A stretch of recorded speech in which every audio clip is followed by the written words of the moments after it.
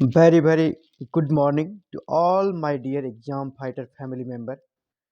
मैं डॉक्टर संदीप योगी आप सबों का आपके अपने चहेते मनपसंद YouTube channel exam fighter number 1 पे हार्दिक स्वागत करता हूं। दोस्तों, जहां पे आप यूजीसी नेट जीआरएफ हिस्ट्री की क्लासेस लगातार कंटिन्यू प्रतिदिन कर रहे हैं और क्लासेस लेक्चर्स के साथ ही साथ आप पीडीएफ लिंक के माध्यम से जो वीडियो के डिस्क्रिप्शन में दिया गया है इसके माध्यम से आप एक शानदार नोट्स भी प्रतिदिन प्राप्त कर रहे हैं और अपने यूजीसी नेट जीआरएफ हिस्ट्री जून 2022 की तैयारी को धारदार बना रहे हैं। तो इसी कड़ी में पिछले क्लास में हम लोगों ने 1857 की क्रांति की क्लास को ख़त्म किया था। उसके 3 वीडियो बने हैं जो कि प्लेलिस्ट में उपलब्ध हैं। अगर जिस किसी भी स्टूडेंट का वो क्लास छूट गया हो तो आप प्लेलिस्ट में जाकर उस तीनों वीडियो को देख लें और 1857 की क्रांति की अपने तैयारी को पुख्ता करें कि ताकि वहाँ से कोई भी क्वेश्चन आए तो आपका छूटे नहीं। ये सारे चैप्टर्स एग्ज़ाम के दृष्टिकोण से बहुत ही ज़्यादा महत्वपूर्ण है और कॉन्सेप्ट के साथ आप उसे अपने दिमाग में रखें ताकि एग्ज़ाम में ज़्यादा से ज़्यादा नंबर लाए जा सके। साथ ही मैं कहना चाहूँगा उन साथियों को, अगर आप हमारे चैनल पर नए हैं और आज पहली बार वीडियो देख रहे हैं तो आप हमारे चैनल को लाइक शेयर एंड सब्सक्राइब करें और प्रेस बेल आइकन को अगर आप प्रेस करते हैं तो मैं जो भी वीडियो डालूंगा, जब भी डालूंगा, तुरंत आपको नोटिफिकेशन मिल जाएगा और आप प्रतिदिन उसी वक्त उस वीडियो को देखकर अपने तैयारी को पुख्ता करेंगे, मजबूत बनाएंगे। तो चलिए आज के क्लास की ओर बढ़ते हैं साथियों। तो आज का जो टॉपिक है हमारा एक एक्ट है। अब एक्ट को हम लोग पढ़ना स्टार्ट कर रहे हैं। अंग्रेजी शासनकाल में भारत में जो संवैधानिक विकास हुआ, भारत में जो संवैधानिक विकास की जो नींव पड़ी वो इसी एक्ट के माध्यम से पड़ी। ये पहला एक्ट था संवैधानिक विकास का, ये पहला कदम था रेगुलेटिंग एक्ट। आखिर रेगुलेटिंग एक्ट क्यों पारित किया गया इसे भी हम लोगों को जानना होगा। रेगुलेटिंग एक्ट एक्चुअली हम लोग जानते हैं 1757 में अंग्रेजों ने प्लासी का युद्ध जीत लिया और एक द्वैत शासन चलाई गई 1765 से 1772 के बीच लॉर्ड क्लाइव के नेतृत्व में। और ये जो शासन काल रहा इससे पूरी दुनिया में अंग्रेजों की छवि खराब हुई। ईस्ट इंडिया कंपनी की बेईमानी सामने आई। कैसे के.एम. पानिकर जैसे महान इतिहासकार ने इस द्वैत शासन प्रणाली को डाकू राज्य कहा। यहाँ तक कि लॉर्ड कॉर्नवालिस ने भी, जो भारत में के गवर्नर जनरल तक बने थे, उन्होंने हाउस ऑफ कॉमन्स में कहा था कि मैंने दुनिया में इससे नीच, बर्बर और भ्रष्टाचारी सरकार नहीं देखी है जिस प्रकार ब्रिटिश ईस्ट इंडिया कंपनी ने द्वैत शासन के दौरान भारत में स्थापित की है। तो इस ब्रिटिश ईस्ट इंडिया कंपनी के कुकृत्य, भ्रष्टाचार और अधिकारियों का जो मन बढ़ गया था, मनमानी करते थे, जब हो जिससे हो, जिस भारतीय से हो लूट लेते थे, जब जिसे हो किसी को निर्दोष को भी फांसी पे लटका देते थे। इन सब के कारण पूरे वर्ल्ड में ब्रिटेन की किरकिरी हो रही थी, उसकी बदनामी हो रही थी और इसी एक्ट को लाया गया। इसका जो मेन उद्देश्य था, ब्रिटिश ईस्ट इंडिया कंपनी का जो गतिविधि है उसे सरकार की निगरानी में लाना, ब्रिटिश सरकार की निगरानी में लाना था ताकि वो मनमानी नहीं कर सके। इसने ब्रिटिश सरकार को बहुत सारे दस्तावेज जो ईस्ट इंडिया कंपनी के थे, ब्रिटिश ईस्ट इंडिया कंपनी के थे, उसे अब वहाँ सबमिट करने पड़ते थे, दिखाने पड़ते थे। ब्रिटिश सरकार के सानिध्य में आ गई ब्रिटिश ईस्ट इंडिया कंपनी। ये जो एक्ट है एक तरह से और भी बहुत सारे रीजन्स रहे लाने के, जैसे कि दीवानी मिल गया 1765 में ब्रिटिश ईस्ट इंडिया कंपनी को। इसके बाद इनकी आर्थिक स्थिति बहुत मजबूत होनी चाहिए था।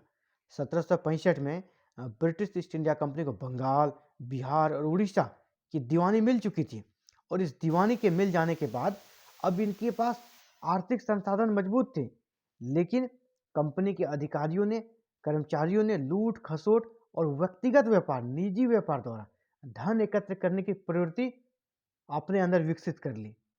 और इसके साथ ही हम लोग देखते हैं कंपनी बहुत सारे युद्धों में भी व्यस्त हो जाती है, जिससे कंपनी की वित्तीय स्थिति 1772 तक आते आते काफ़ी खराब हो गई। जिस प्रकार उसके पास आर्थिक संसाधन थे, उसकी स्थिति मजबूत होनी चाहिए, लेकिन उसकी आर्थिक स्थिति बहुत ही ज़्यादा दयनीय हो गई। और ऐसा स्थिति आ गया कि कर्मचारियों का वेतन सैलरी तक देने के लिए उसके पास पैसे नहीं थे। आखिर जो कंपनी इतने ज़्यादा उसके पास आर्थिक संसाधन थे, वो करप्शन में इस तरह डूबी कि अपने अधिकारियों को वेतन तक देने के उसके पास पैसे नहीं रहे।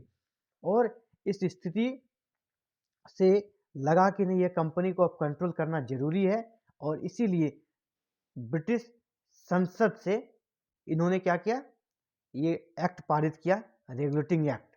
और यहाँ तक कि जब कंपनी अपने अधिकारियों को वेतन नहीं देने पाने लगी, तो ये लोग ब्रिटिश संसद से डिमांड किया आर्थिक सहायता का। आर्थिक सहायता ब्रिटिश ईस्ट इंडिया कंपनी को मिले, इसके लिए इन्होंने सरकार से डिमांड भी किया था। इसलिए सरकार को भी हस्तक्षेप करने का मौका मिला। जब इनकी आर्थिक स्थिति खस्ता हाल हो गई, दयनीय हो गई, अधिकारियों को पेमेंट नहीं कर पा रहे थे, कर्मचारी को पेमेंट नहीं कर पा रहे थे, सैलरी नहीं दे पा रहे थे, तो इन्होंने ब्रिटिश सरकार से गुहार लगाई कि हमें आर्थिक पैकेज दिया जाए।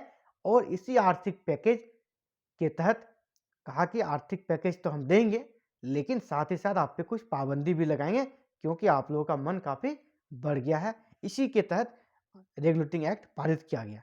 तो ये था रेगुलेटिंग एक्ट को हम लोग क्यों पारित किया गया उसको जान रहे थे, इसका उद्देश्य क्या था। और इस एक्ट में अब हम लोग जानेंगे क्या क्या बातें हुई, क्योंकि इससे बहुत ज़्यादा क्वेश्चन आते हैं और ये फैक्चुअल क्वेश्चन होते हैं। आपको एक एक चीज़ को याद रखना होगा साथियों। सबसे पहला पॉइंट अगर हम देखें तो रेगुलेटिंग एक्ट भारतीय संवैधानिक इतिहास में विशेष महत्व रखता है। बिल्कुल, यह पहला एक्ट है। तो जब पहला संवैधानिक विकास का शुरुआत होता है भारत में, तो उसमें ये पहली कड़ी है, तो निश्चय ही भारत के संवैधानिक विकास में एक महत्वपूर्ण भूमिका निभाती है यह एक्ट। इसके साथ यह अधिनियम कंपनी के प्रशासन पर ब्रिटिश संसदीय नियंत्रण के प्रयासों की शुरुआत थी। आगे हम लोग देखेंगे, और भी जब जब कंपनी का मन बढ़ा, कंपनी में कुछ गलत चीज़ें होने लगी, तो ब्रिटिश संसद ने उस पर नकेल कसने का प्रयास किया। और नकेल कसते कसते पिछले क्लास में हम लोग देख चुके हैं, 1858 में एक अधिनियम बनता है 1857 की क्रांति के बाद। उस अधिनियम के बाद तो पूरी तरह कंपनी के शासन को खत्म कर दिया जाता है, समाप्त कर दिया जाता है, और ब्रिटिश सरकार, ब्रिटिश क्राउन का शासन भारत में आरंभ हो जाता है। तो ये नकेल जो था 1773 में ही कसना प्रारंभ किया सरकार ने, इसे टाइट करना प्रारंभ किया। ब्रिटिश ईस्ट इंडिया कंपनी के मनमानी को कंट्रोल करने का प्रयास इसी एक्ट के तहत शुरुआत किया गया। ये प्रयासों की शुरुआत थी, और ये चरम कब पहुंच गई, 1858 में। 1858 में ये जो प्रयास था, ये चरम पे पहुंच गया।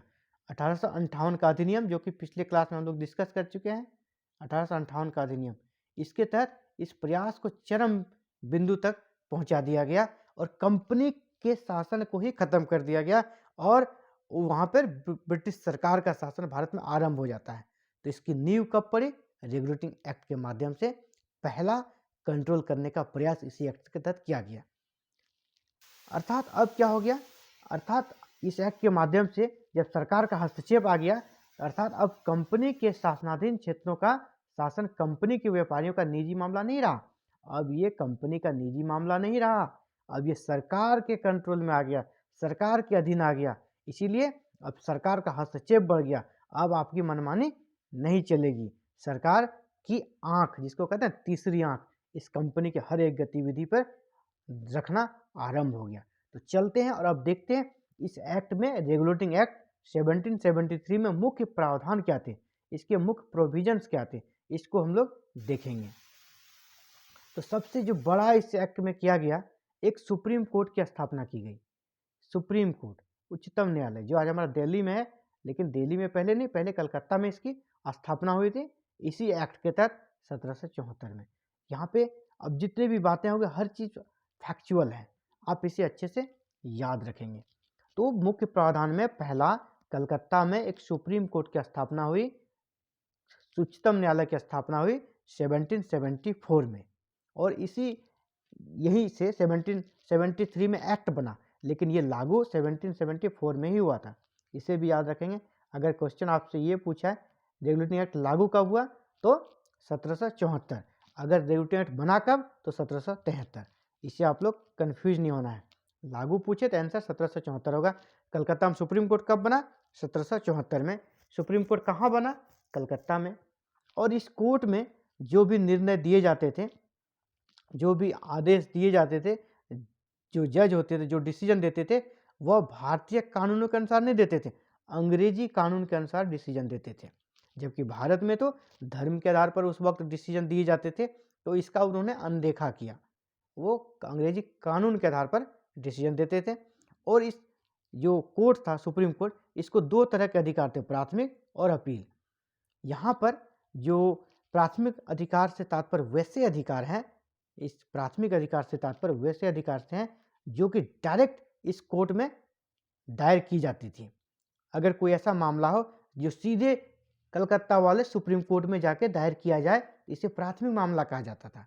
लेकिन वैसा मामला जो कि डिस्ट्रिक्ट लेवल में जो छोटे छोटे न्यायालय थे, वहाँ पे वो निर्णय आने के बाद कुछ लोग अपील करते थे। वो जो निर्णय से जो पक्ष संतुष्ट नहीं होते थे, वो जाके अपील कर सकते थे इसी सुप्रीम कोर्ट में, कलकत्ता में। अर्थात इसको दो प्रकार के मामले थे इसके पास, अपील वाले भी और प्राथमिक वाले भी।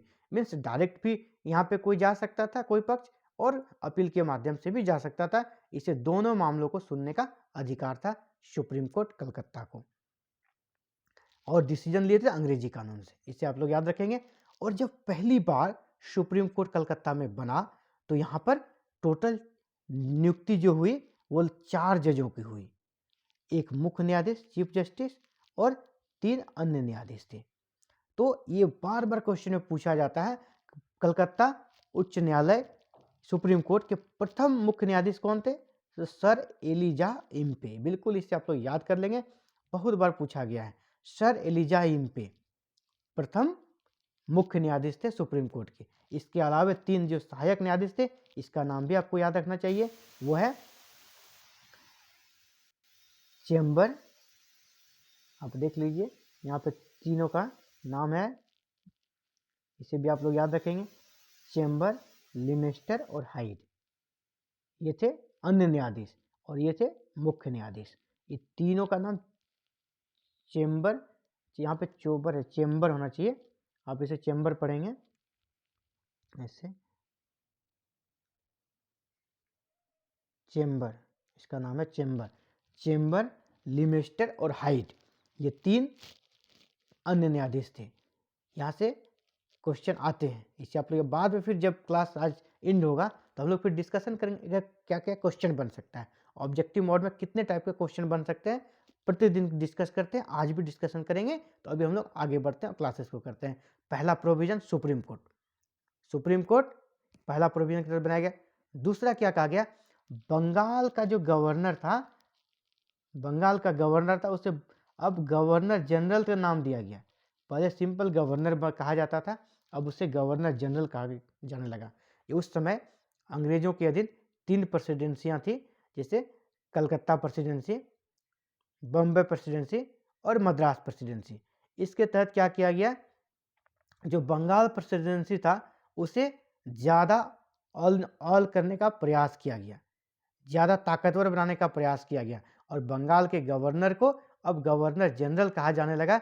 जबकि मद्रास और मुंबई प्रेसिडेंसी के गवर्नर को सिर्फ गवर्नर ही कहा जाता था, जबकि बंगाल वाले को गवर्नर जनरल कहा जाने लगा, और इसका पावर भी बढ़ा दिया गया। इसे अब मद्रास और मुंबई का भी अधीक्षण करने का आदेश दे दिया गया। यानी बंगाल को जो गवर्नर जनरल था, वो उस वक्त, उस दौरान, तत्कालीन समय में भारत की सबसे बड़ी शक्ति बन गई, और वह मद्रास, मुंबई और कहा जाए तो ओवरऑल जितना भी एरिया था ब्रिटिश प्रांत का, उस पर उसका नियंत्रण, उस पर उसका जो कहते हैं ना कि जांच कर सकता है, निरीक्षण कर सकता है, उनका वो अधिकार दिया गया बंगाल के गवर्नर जनरल को। तो उस वक्त बंगाल के गवर्नर थे वारन हेस्टिंग्स, और इस प्रकार बंगाल का पहला गवर्नर जनरल या ब्रिटिश प्रांत का पहला गवर्नर जनरल उस वक्त वारन हेस्टिंग्स कहलाए।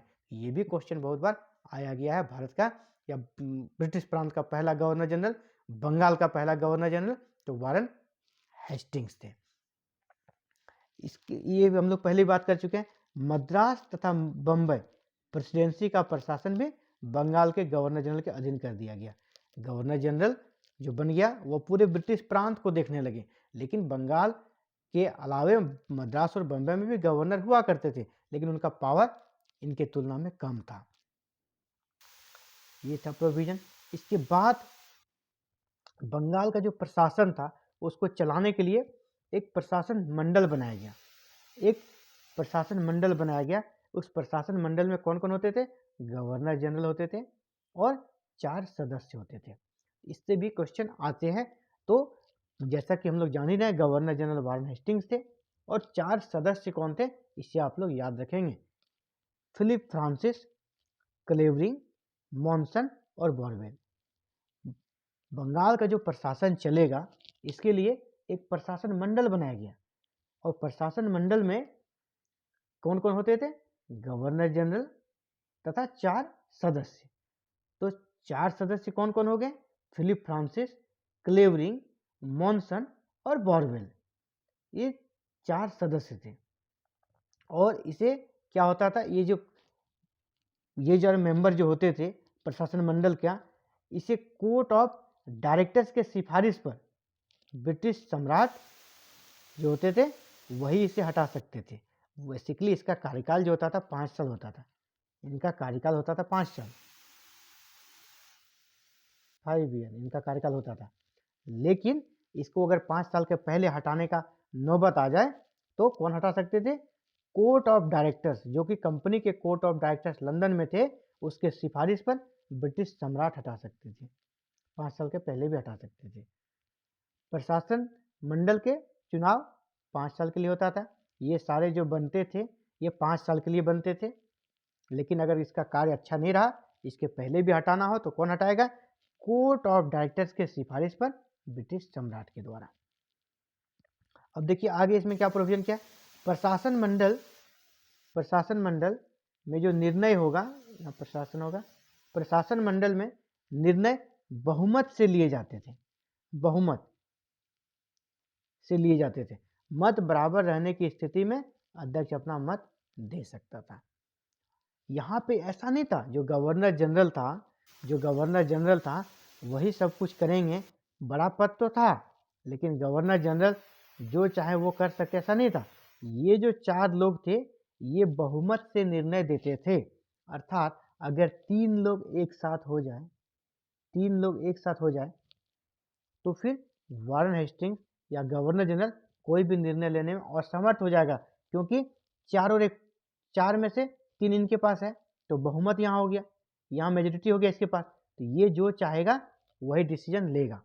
तो इससे गवर्नर जनरल का एक तरह से गवर्नर जनरल पर अंकुश लगाने का प्रयास था और यह एक तरह से बाद में अच्छा नहीं रहा, क्योंकि गवर्नर जनरल कुछ कर ही नहीं पा रहे थे, क्योंकि जब ये लोग आपस में 3 लोग एक हो जाएंगे तो वो अपना डिसीजन नहीं ले पाते थे।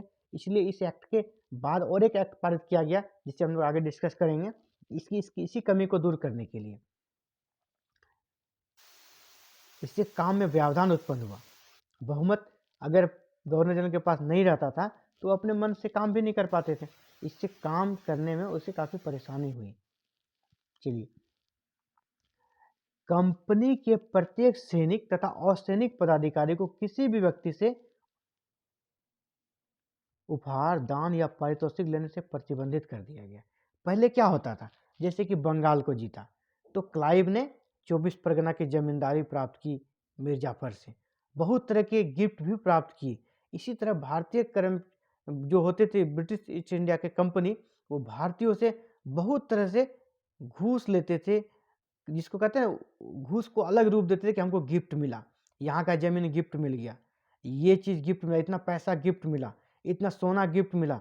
तो यही उपहार, दान और पारितोषिक के रूप में भ्रष्टाचार को काफ़ी बढ़ावा मिल चुका था। ये भ्रष्टाचार का ही दूसरा नाम था, बस ये भ्रष्टाचार ही था, करप्शन ही था, लेकिन उसे गिफ्ट का नाम दिया गया था, किसी ने कहा यह तो दान दिया है। तो इस तरह के चीज़ों के माध्यम से करप्शन को काफ़ी बढ़ावा मिला था। इसे ब्रिटिश सरकार को पता था, इसीलिए कहा कि नहीं, अब आप कोई गिफ्ट नहीं ले सकते हैं, आपको कोई भी दान नहीं दे सकता है, आप कोई भी पारितोषिक नहीं ले सकते, प्रतिबंधित कर दिया गया। इसके अलावा जो मुख्य और एक जो प्रोविज़न किया, इसमें कहा गया कि जो कोर्ट ऑफ डायरेक्टर्स हैं, जो लंदन में कंपनी का कोर्ट ऑफ डायरेक्टर्स है, उसका कार्यकाल बढ़ा दिया गया। पहले 1 साल के लिए नियुक्त होते थे, अब उसे बढ़ाकर 4 साल कर दिया गया। अब वो एक बार जो कोर्ट ऑफ डायरेक्टर्स में चले जाएंगे तो उसके पद पर वह 4 साल तक रहेंगे, पहले 1 साल तक रहते थे। और डायरेक्टरों की संख्या 24 निर्धारित कर दी गई। कोर्ट ऑफ डायरेक्टर्स में कितने मेंबर होंगे? 24, लेकिन उसमें 25%, तो 24 का जो 25% हुआ वो 6 हुआ, तो 6 सदस्यों को प्रति वर्ष अवकाश ग्रहण करना था। अर्थात कोर्ट ऑफ डायरेक्टर्स जिसका कार्यकाल पहले 1 वर्ष था, उसका कार्यकाल 4 वर्ष कर दिया गया। उसके कोर्ट ऑफ डायरेक्टर्स के मेंबर्स की संख्या 24 निर्धारित कर गई और इसमें प्रति वर्ष 6 सदस्य को अवकाश ग्रहण करना था, यानी 25% मेंबर को अवकाश ग्रहण करने का नियम बना दिया गया प्रति वर्ष। जैसे कि अभी हम लोग का राज्यसभा में होता है ना सेवानिवृत्त, उसी तरह ये सेवानिवृत्त ऑटोमेटिक 6 सदस्य हो जाते थे प्रत्येक वर्ष। कंपनी के व्यापारियों पर ही नियंत्रण करना था, तो देखिए अगला प्रोविजन है, कंपनी के कर्मचारियों के निजी व्यापार पर प्रतिबंध लगा दिया गया। हम लोग जानते हैं बंगाल के नवाब के साथ ईस्ट इंडिया कंपनी का जो संघर्ष हुआ, उसमें मुख्यतः निजी व्यापारी था, जिसका मीर कासिम ने काफ़ी विरोध किया था कि ये जो दस्तक मिला था ये निजी व्यापार के लिए नहीं मिला था, ब्रिटिश ईस्ट इंडिया कंपनी के माल के आयात निर्यात पर वो उन्हें छूट मिली थी। लेकिन ये लोग निजी व्यापार करने लगे थे, कंपनी के माल के साथ अपना भी माल उसी के साथ पार करते थे। तो निजी व्यापार के माध्यम से ये लोग निजी व्यापार करके अपना धन अर्जित करते थे कंपनी के अधिकारी, और कंपनी का जो लाभ था इससे घट जाता था। कंपनी का लाभ इससे घटने के कारण ही उसकी आर्थिक दुर्दशा हो गई थी। इसीलिए ब्रिटिश सरकार ने सबसे पहले निजी व्यापार को बंद किया, कहा कि आपको जो भी करना है ब्रिटिश ईस्ट इंडिया कंपनी के सानिध्य में कीजिए, आप निजी व्यापार नहीं कर सकते हैं। तो निजी व्यापार पर रोक लगा दिया गया। तो आखिर भ्रष्टाचार खत्म हो गया, निजी व्यापार पर भी रोक लगा दिया, तो कंपनियों को तुरंत एडजस्ट करने में तो दिक्कत होता, उन्हें बहुत कंपनी के अधिकारियों को पैसे कमाने की लत पड़ चुकी थी। इसलिए सरकार ने एक दूसरा तरीका दिया, जिसको कहते हैं ना मारना और सहलाना। इधर से तो मार भी दिया, उधर से सहलाने के लिए क्या किया, देखिए अधिकारी और कर्मचारियों का वेतन बढ़ा दिया। बोला कोई बात नहीं, आपको ज़्यादा पैसे का लत लग चुका है, ज़्यादा कमाने का आदत लग चुका है, तो आपका हम वेतन बढ़ा देते हैं, लेकिन आप बैकडोर से मत कमाइए। कर्मचारी अधिकारी सबका सैलरी बढ़ा दिया, लेकिन आपको अब न निजी व्यापार कर सकते हैं, न ही गिफ्ट ले सकते हैं, मतलब आपको करप्शन भी नहीं कर सकते हैं आप, और दूसरा निजी व्यापार नहीं कर सकते हैं। आगे का एक्ट जब आएगा तो हम लोग ये भी देखेंगे ये कितना असरदायक रहा, ये इसने कितना इनकी स्थिति को बदला, या कंपनी के जो कर्मचारी थे वो सुधरे या वैसे ही रहे। इन सब चीज़ों के बारे में भी आगे की क्लासेस में हम लोग बात करते रहेंगे। तो चलिए अगला प्रोविजन क्या है। इस अधिनियम के द्वारा ब्रिटिश क्राउन का कंपनी पर नियंत्रण और सशक्त हो गया। बिल्कुल नियंत्रण सशक्त हो गया, वो तो उसी के लिए था ही एक्ट, नियंत्रण को और मजबूत बनाने के लिए। अब कंपनी के क्या हो गया, राजस्व, नागरिक एवं सैन्य मामले संबंधी जानकारी देनी पड़ने लगी।